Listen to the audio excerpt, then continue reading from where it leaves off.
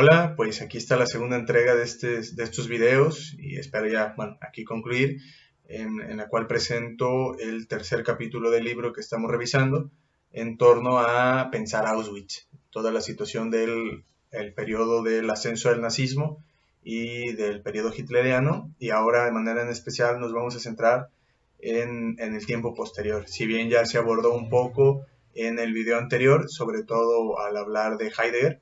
Recordamos que primero mencionaba en el video anterior en los inicios de la escuela de Frankfurt hasta que se exilian pues estos filósofos y se reúnen en la Universidad de Columbia en Nueva York, Estados Unidos, y hablábamos un poco de Heidegger, cuál había sido su papel durante el nazismo, el irracionalismo al que había llegado y finalmente su trabajo y su influencia posterior a todo pues lo que fue el régimen nazi. Y bueno, en este segundo video vamos a ver lo que fueron las investigaciones de los filósofos judíos alemanes que estaban exiliados en Estados Unidos. Vamos a comenzar primero hablando de Jaspers, de Arendt y de Strauss, así de manera individual cada uno de ellos, las investigaciones que ellos hacen sobre Auschwitz, y después vamos a hablar de la escuela de Frankfurt, cuál es el proceso de evolución también que ellos tuvieron y qué es lo que ellos piensan a propósito de todo el régimen nazi. Habría que aclarar que prácticamente estos filósofos que acabo de mencionar y la escuela son quienes toman la batuta de cierta manera para hacer reflexiones posteriores al régimen nazi. La mayoría de los pensadores, intelectuales e incluso artistas en este periodo habían hablado poco y nada, incluso de manera indirecta, acerca de este fenómeno. Es hasta más o menos la década de los 60 que empieza a haber una generación más prolífica de reflexiones y de críticas a lo vivido, porque se da un fenómeno del negacionismo, dice el texto. O sea, empiezan a haber posturas contrarias que empiezan a criticar o a rechazar o a minimizar todo lo que se había vivido en Alemania durante este periodo con Hitler. Y es entonces cuando se levanta la voz de quienes lo habían vivido, de quienes tienen datos sobre ello, eh, para, para poder mostrar los horrores que allí se habían vivido. Y dice el texto que la causa de que pocas voces se habían levantado es porque las palabras no alcanzaban para decir esto, ¿no? Había sido tal el trauma que, de alguna forma, si bien era un tema constante, se manejaba como con pinzas y poco se hablaba de los horrores vividos. Entonces, cuando surge el movimiento negacionista, es cuando por primera vez se empieza a decir con fuerza todo lo vivido. Y en ese periodo intermedio o previo a que se alce la voz, son estos filósofos que vamos a ver en este video quienes toman la batuta y hablan de lo que se ha vivido. Entonces, vamos a comenzar primero hablando de Jaspers, de Arendt y de Leo Strauss.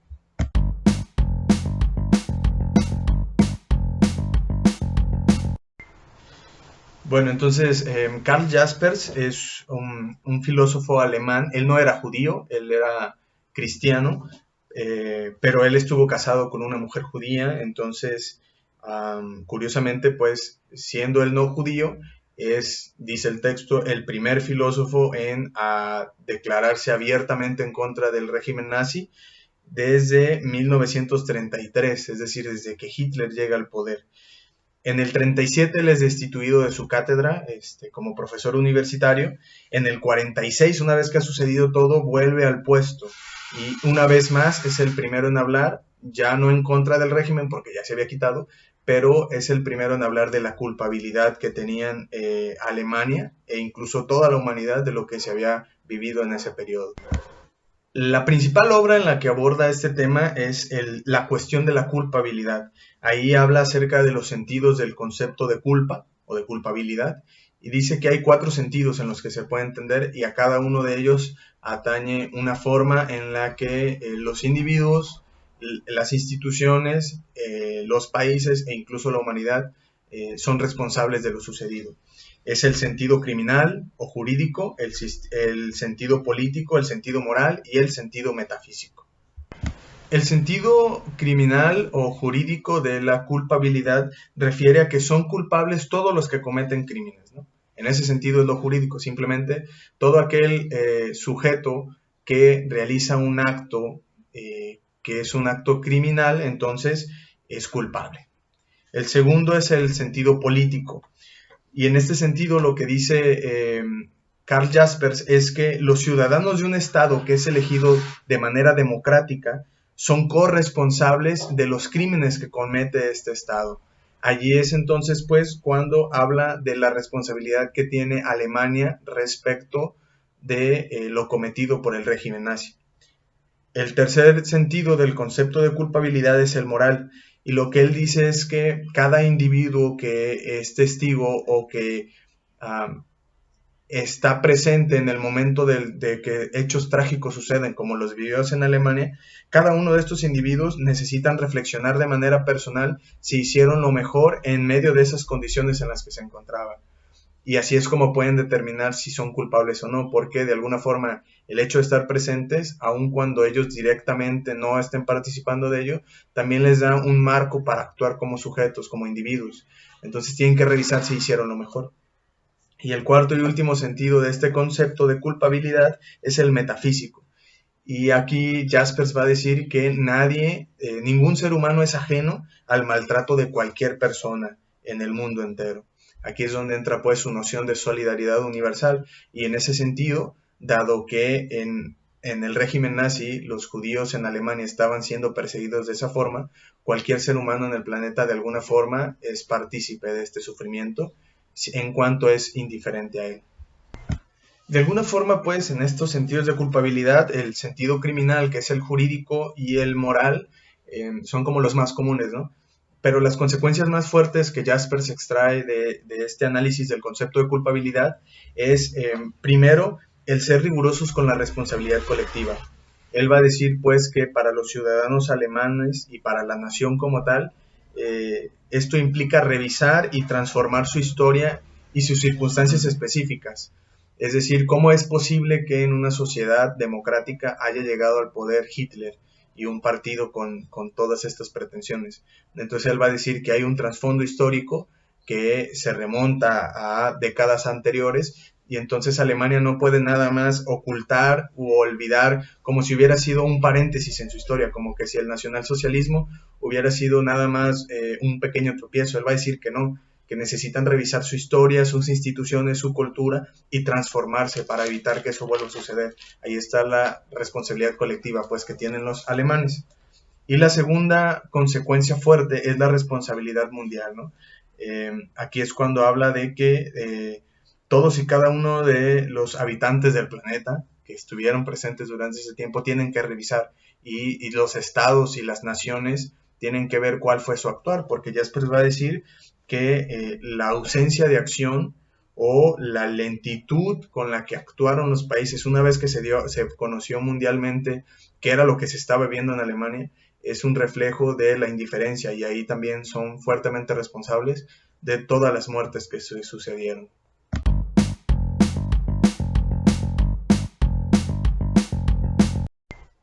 Ahora pasamos a analizar la obra y la vida de Hannah Arendt. Ella nace en Hannover, Alemania, y estudia filosofía, bueno, y es vinculada fuertemente con Heidegger y con Jaspers por cuestiones académicas. Ella fue alumna de ellos y fue muy cercana durante toda su vida a ellos, particularmente, como sabemos, a Heidegger, con quien mantuvo una relación amorosa durante mucho tiempo en su estancia en Alemania, incluso siendo todavía él su profesor, y siguieron manteniendo una relación muy cercana y también afectiva a través de correspondencia cuando ella ya estaba en Estados Unidos. Bueno, ella en el 33 abandona Alemania, tiene una breve estancia en Francia y luego en Jerusalén. En 1940 permanece durante un breve periodo en un campo de concentración, y en el 41 finalmente, corriendo mejor suerte que Benjamin, que era un gran amigo de ella, logra llegar a Estados Unidos. En el 51, desde luego ya en este país, publica Los orígenes del totalitarismo, que va a ser su gran obra y vamos a ver algunas partes más adelante. Y en el 51 ella se nacionaliza estadounidense porque está muy decepcionada de cómo Alemania, de cuál es el desarrollo que tiene Alemania después de que es liberada, ¿no? O sea, ella no está de acuerdo en cómo asumen su responsabilidad como país. Entonces se nacionaliza estadounidense en el 51. Y bueno, ella a través de su obra introduce en Estados Unidos las tesis de Heidegger y de Sartre, pretendiendo hacer una antropología a través del método fenomenológico, que es parte de lo que ella se centra mucho pues en su trabajo, y también grandes aportes a la teoría política, principalmente a través del análisis de la cuestión judía, de la violencia y de la evolución de las instituciones europeas y estadounidenses. Entonces esto es alguno de los aportes que va a tener, y también todo lo que fue el proceso del juicio de Eichmann en Jerusalén, que así se va a titular la obra, en el cual como periodista, que es de lo que vive principalmente en Estados Unidos, narra el juicio que recibe este protagonista realmente de los procesos que se vivieron en Alemania. Como decía, la gran obra de Hannah Arendt es Los orígenes del totalitarismo, publicada en el 51, ahí en Estados Unidos. Y en esta obra, Hannah Arendt lo que pretende hacer es una teoría política de cómo fue el desarrollo, dice ella, el monstruoso desarrollo o evolución de las instituciones políticas en Europa durante el siglo XX. Entonces, esta obra se divide en 3 partes. En la primera aborda el tema del antisemitismo. Es una de las primeras obras en las que se nombra como tal este hecho y se buscan algunas causas. Ella va a decir que es una causa política, el texto no abunda mucho en esto, pero así lo nombra, una causa política, y dice que aquí el antisemitismo es efecto de la decadencia de los estados-nación europeos. La segunda parte de la obra, Los orígenes del totalitarismo, es llamada el imperialismo. En ella habla acerca de la génesis de esta ideología imperial que dice ha minado desde dentro a los estados al lanzarlos a guerras expansionistas que están condenadas al fracaso. Y la tercera parte es el totalitarismo como tal, y dice el autor del libro que Hannah Arendt en esta tercera parte es la primera en categorizar como tal a los regímenes totalitarios. Pero bueno, esta obra con todos los aportes que tiene, con la innovación que hace al introducir este tipo de conceptos y al categorizarlos, dice el autor, carece de rigor filosófico y se enfrasca más en el marco conceptual que ella tiene, en el cual de entre ella es anticomunista y antifascista, específicamente antinazista. Entonces ella equipara y hace muchos supuestos en torno a estas posturas. Entonces dice el autor que le falta algo de rigor filosófico para poder sostenerse. Sin embargo, tiene muchos aportes y es innovadora al momento de aportar los fundamentos dentro de los cuales después se van a hacer posteriores investigaciones sobre estos temas.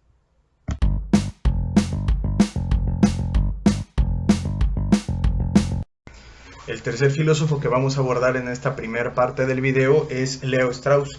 Él nace en 1899 y, bueno, igual estudia filosofía, es fuertemente influenciado por Heidegger desde el 22, a quien conoce directamente, principalmente por la crítica que él hace al progresismo ingenuo, ¿no? Pero bueno, una vez que llega el Partido Nacional Socialista al poder, en el 32 tiene que dejar Alemania y pasa por Francia, por Inglaterra y finalmente llega a Estados Unidos en 1938. Él, pues, influenciado por la postura de Heidegger, rechaza la ilustración y todo este proyecto ambicioso de la razón, pero también se distancia de su maestro porque él dice que no pretende caer en el nihilismo irracionalista. Su postura es volver a los clásicos. Él va a decir que aquí lo importante es volver a las lecturas originarias, premodernas, digámoslo así, que es en donde se encuentra en la modernidad del proyecto de la ilustración. Entonces él vuelve a los clásicos, pero pretende hacer una lectura anti-historicista, dice el texto. Esto porque lo que él va a plantear es que las preocupaciones, los problemas y las respuestas que ofrecen los filósofos clásicos son perennes, es decir, no están circunscritas a un contexto histórico, sino que se mantienen a lo largo de la historia de la humanidad. Entonces él va a volver a ellos pretendiendo leerlos de esa manera anti-historicista para poder dar cuenta de los tiempos actuales. Y entonces Leo Strauss edifica un sistema elitista y conservador, dice el texto, porque lo que él pretende es proteger al ciudadano de toda forma de tiranía, tanto intelectual como política, etcétera, ¿no? Religiosa. Entonces, Leo Strauss parece que pretende ser una república aristocrática que termina por ser elitista y conservadora, dice el autor. Entonces, su reflexión filosófica política termina por ser un poco más de derecha, y aunque aporta mucho a una cierta reivindicación de la filosofía política, no termina por trascender realmente mucho hacia la actualidad, y mucho menos logra dar cuenta de la tragedia nazi. Lo que él pretende hacer más bien es no leerla del todo, sino más bien tratar de contrarrestarla a partir de esta propuesta de una república aristocrática.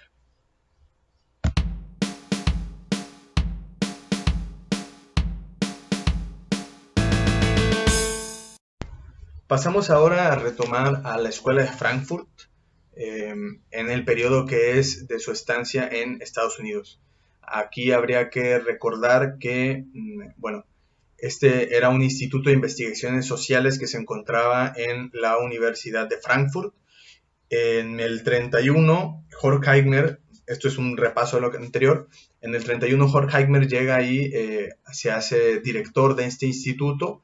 Es cuando se le unen, bueno, poco a poco, Adorno, Marcuse y Erich Fromm, y ellos forman ahí la escuela de Frankfurt. En el 33 son expulsados, se cierra el instituto y son expulsados por el régimen nazi, específicamente ya con Hitler.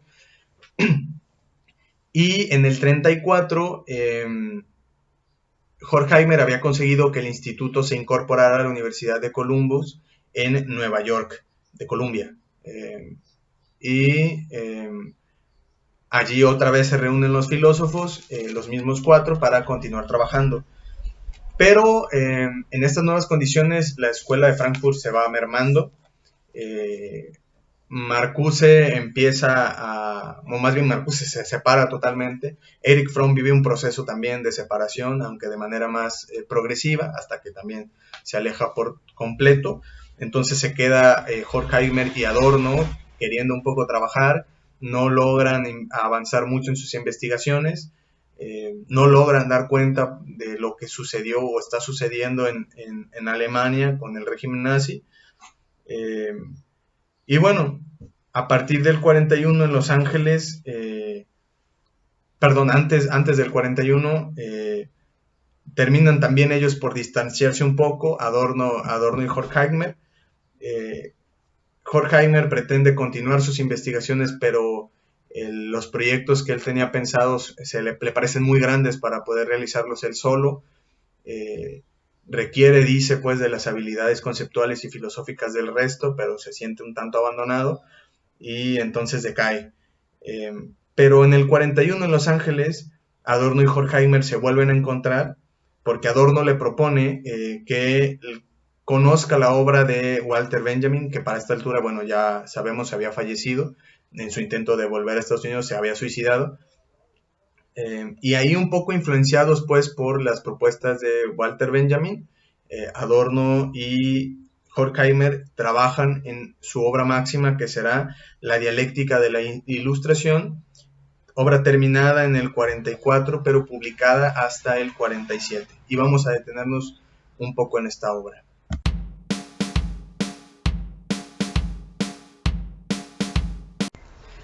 La dialéctica de la Ilustración, dice el texto, es más bien una obra compuesta a partir de fragmentos que no son del todo sistemáticos y no están acabados, pero que pretenden dar cuenta de una historia de la razón, desde Platón hasta Auschwitz.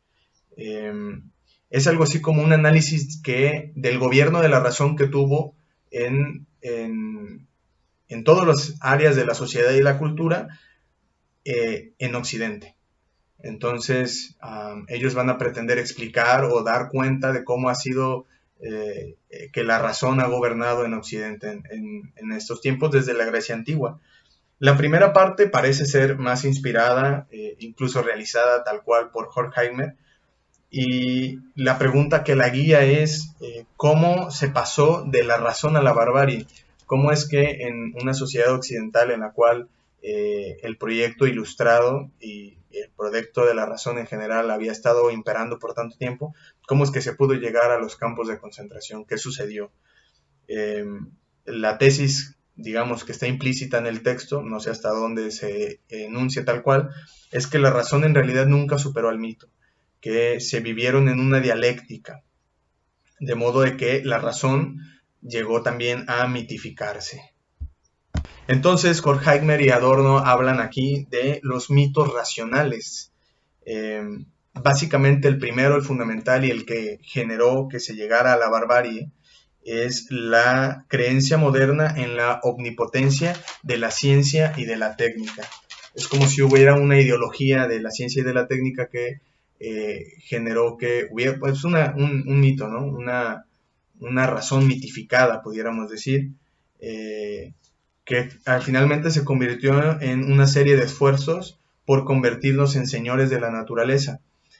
Pero esto únicamente nos llevó a una alienación. Esta mitificación de la ciencia y de la técnica y de la razón humana como tal, entonces, lo que hicieron fue que el ser humano se alienara respecto del mundo y respecto de sus relaciones con otros seres humanos.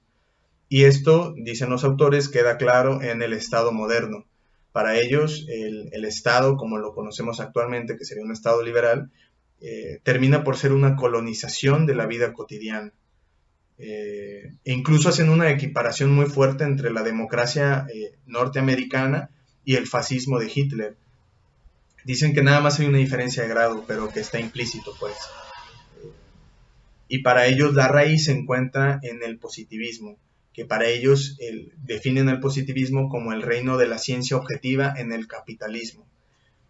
Este positivismo es, pues, la causa de la decadencia catastrófica en Occidente que se refleja en el Estado liberal. Pudiéramos, pues, encontrar que las críticas que ellos hacen al positivismo occidental tienen como raíz las propuestas, desde luego, de Walter Benjamin, que, como decía, fue el teórico, digamos, a partir del cual Horkheimer y Adorno se vuelven a unir, pero también en Nietzsche, en Freud y en parte del joven Marx. Y aquí es entonces, pues, donde ellos hacen la propuesta, una de las propuestas más interesantes de este libro, de la dialéctica de la ilustración, que es la idea de la teoría crítica. Esta idea, que de repente a la escuela de Frankfurt también se le conoce como teoría crítica, nace en un texto anterior, si no me recuerdo, de Horkheimer, pero en este libro se ve como cristalizado. Para ellos lo que pretenden hacer es no superar a la razón en el sentido de terminar con ella, de prescindir de ella como lo hacía Heidegger, que caía en un irracionalismo cuando hablaba del fin de la filosofía y de todo esto. Ellos dicen, no se trata de dejar la razón o de dejar a la filosofía y a la ciencia, pero tampoco pervertirla. Para ellos, por ejemplo, el positivismo era una perversión, digamos. Entonces, pues que Adorno y Horkheimer no estaban en contra de la filosofía, de la razón, de la ciencia o de la técnica, sino más bien de la perversión de ellos o de la ideología que se construía en torno a ellos, que llega incluso a mitificar, como así lo mencionan.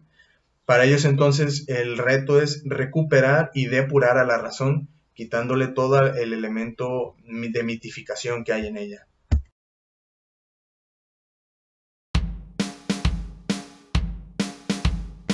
Lo anterior entonces, en torno a la razón y a la barbarie, constituye la primera parte de este texto, la dialéctica de la ilustración. La segunda parte parece más elaborada por Adorno o inspirada por su influjo. Aquí se centran en la producción industrial de bienes culturales. Para los autores, bueno, parten de una microsociología de la vida, dice el texto, para poder fundamentar su filosofía de la historia. Entonces lo que ellos hacen es analizar la cultura popular norteamericana de los 40, de la década de los 40, y básicamente llegan a la conclusión de que toda esta cultura que se genera a través de la música, los medios de comunicación, el arte y demás, los modos de vida, lo único que pretenden hacer es ideologizar a las masas, ¿sí? Es decir, perpetuar de manera cultural la sujeción que estaban haciendo las instituciones políticas a partir de, bueno, todo lo que mencionábamos en el apartado anterior, la primera parte, ¿no? Y finalmente el texto va concluyendo hacia un diálogo sobre el antisemitismo. Entonces esta obra de la dialéctica de la ilustración, junto con el origen del totalitarismo, o los orígenes del totalitarismo, perdón, de Hannah Arendt, son las primeras obras que pretenden hablar del antisemitismo así como con un cierto rigor, digamos. Pero bueno, aquí para los autores el antisemitismo no tiene una explicación ni sociológica, ni histórica, ni biológica, ni económica, ni siquiera teológica, por este rechazo que a veces se dice que se encuentra a partir del cristianismo hacia el judaísmo. Para ellos hay una razón o hay una raíz psicoanalítica que tiene que ver con, para ellos, digamos, la espiritualidad y las formas de vida judías son una forma de oposición al positivismo occidental, especialmente al progreso, a la idea de progreso que está detrás del positivismo o a la base del positivismo occidental.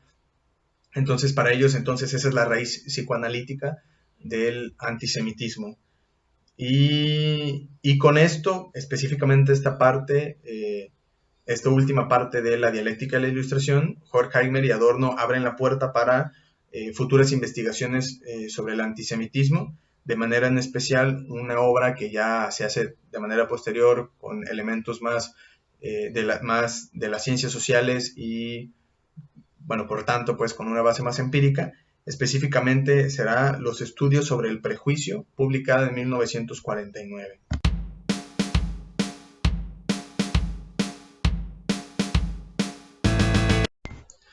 Y bueno, una vez que concluye la guerra en Alemania, Horkheimer y Adorno vuelven a su país natal.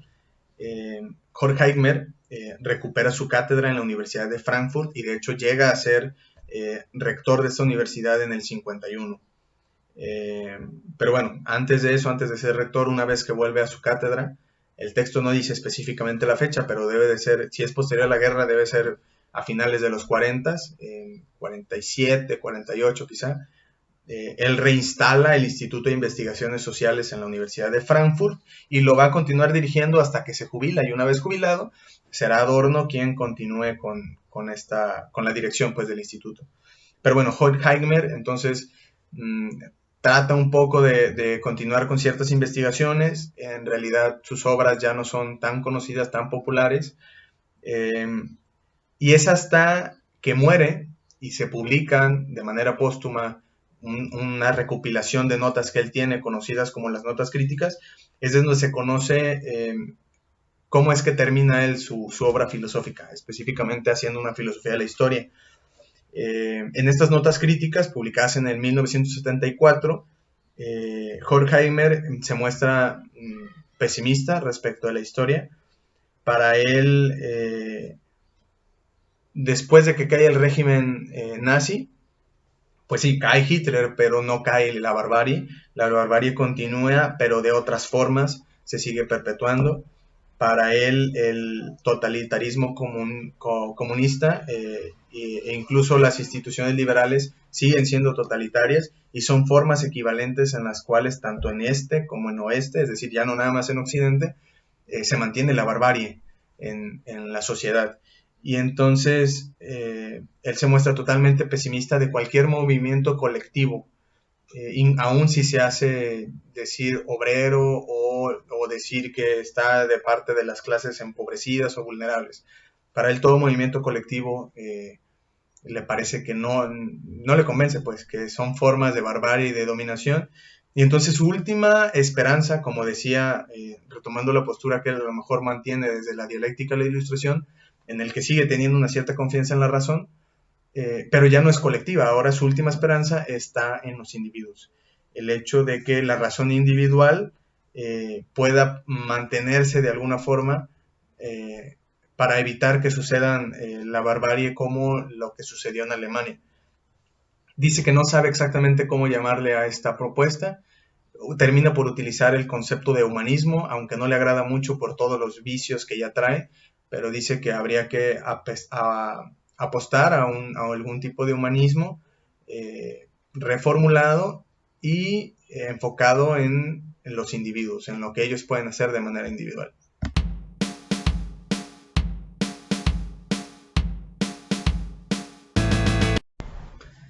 Por su parte, Adorno pretende, una vez ya reinstalado en Alemania, pretende continuar con la investigación iniciada en la dialéctica de la Ilustración, pero durante algún tiempo se dedica más bien a sus cursos universitarios.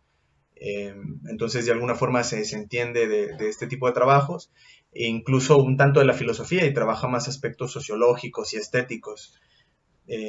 Pero hay dos momentos importantes en su obra ya en Alemania.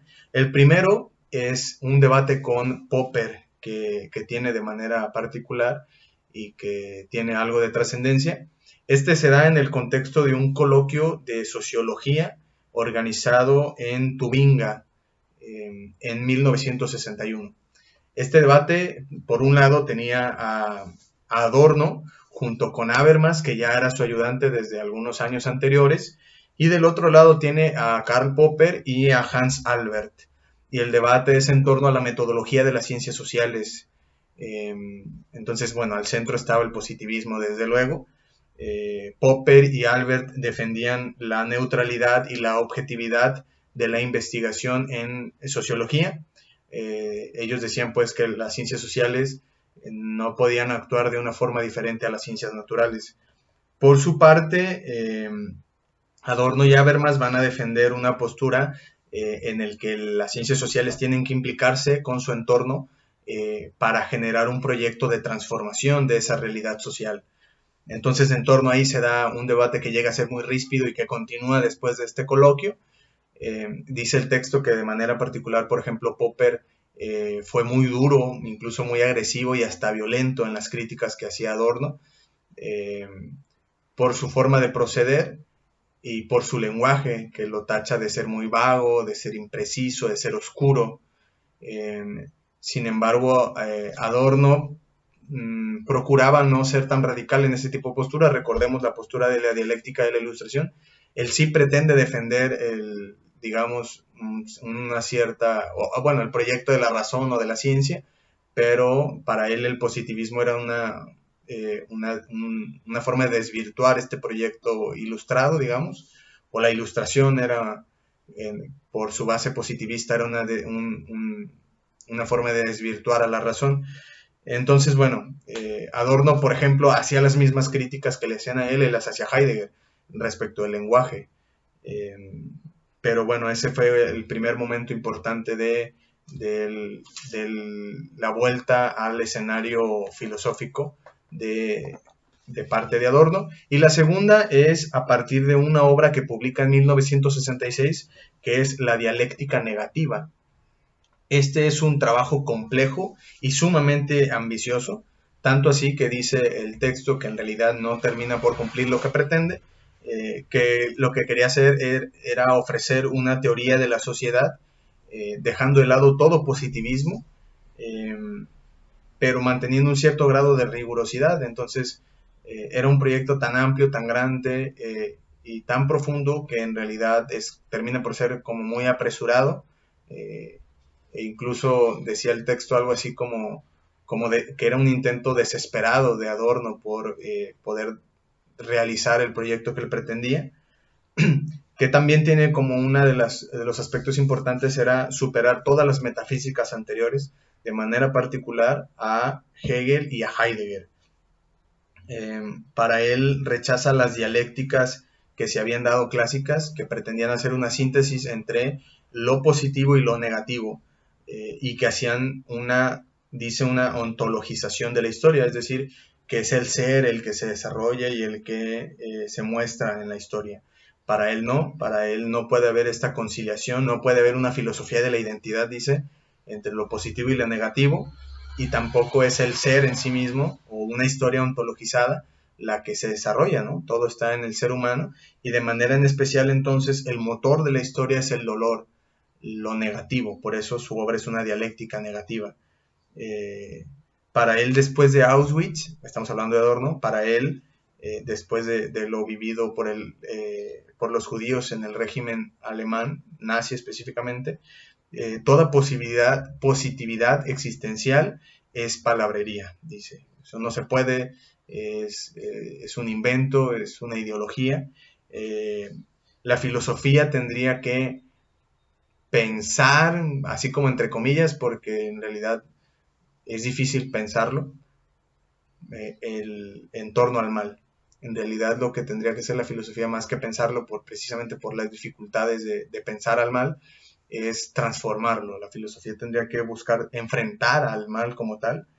Y termina por decir Adorno que en realidad solamente, en medio de todo este pesimismo que él presenta, muy cercano a lo que sucedió con Horkheimer, hay posibles salidas, hay una posible salvación a este pesimismo.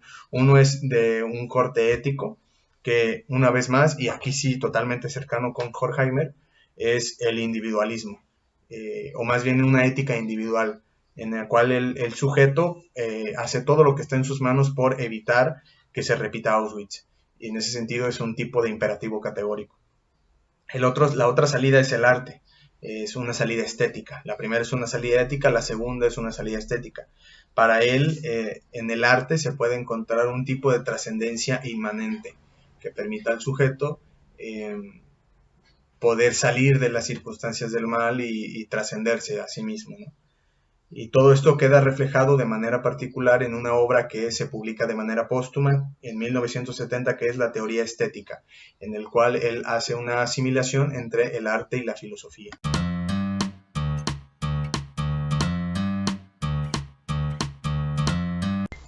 Y bueno, con eso concluye la exposición de este tercer capítulo, Pensar Auschwitz. Me llama la atención pues que hay un fuerte talante ético y político en las reflexiones, desde luego movidas en gran parte por lo sucedido, aunque ya era un marco teórico que estaba anterior. Recordábamos que en el capítulo anterior veíamos, por ejemplo, la influencia de Marx y del marxismo a partir de esta postura del fin de la miseria, ¿no? que se pretendía hacer en las filosofías del fin.